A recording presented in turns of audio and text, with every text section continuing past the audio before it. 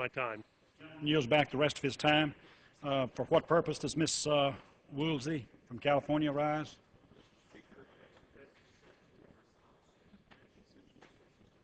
Without objection. The gentleman from Washington is recognized for 5 minutes. Mr. Speaker, after hearing the hysterics of my Republican colleagues over the last several days, I was reminded of the adage I heard about the legal profession. It said that if you have the facts, pound on the facts. If you have the law, pound on the law. But if you have neither the facts nor the law, pound on the table. And I give my Republican colleagues credit for doing a remarkable job of pounding on the table for the last few months. I've heard my colleagues say outlandish things about how we're doing violence to the Constitution and sticking our fingernails in the eyes of the American public.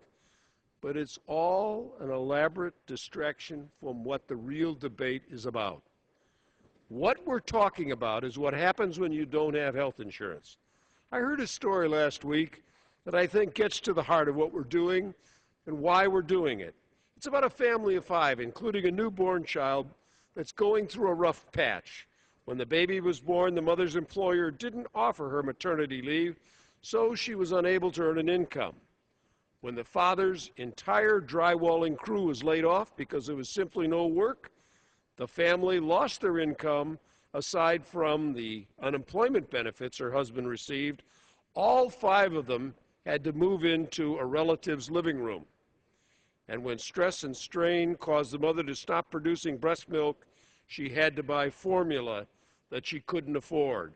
So she applied to get some supplemental food benefits under the WIC program, which comes only once a month.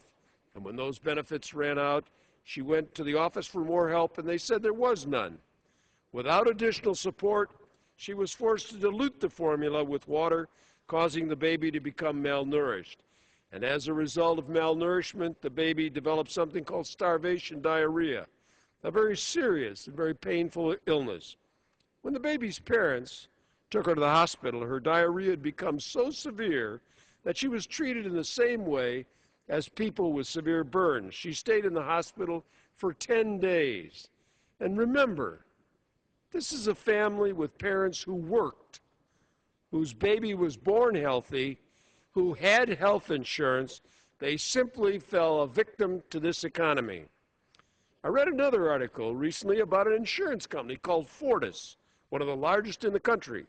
Fortis designed a computer program that would automatically flag any policyholder with HIV/AIDS and trigger an automatic fraud investigation. Knowing the treatment was expensive, the executives were looking for anything they could use to revoke health insurance policies for people with HIV. And then, when nothing turned up, they would essentially invent a reason. Now, I know everyone in this room has at least 20 stories like this, and after hearing just one of them, I'm sure, and I can't understand how anyone with a conscience would stand in the way of reform for 1 second. I've sat in this chamber and listened to hours of foolishness and nonsense about what this bill will allegedly do.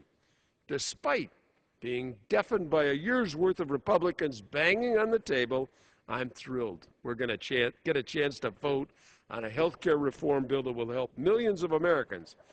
80 years from now, like the 80 years ago when Social Security passed, 80 years into the future, people will look back at this as the bill that helped them take a sick child to the doctor. They'll look and be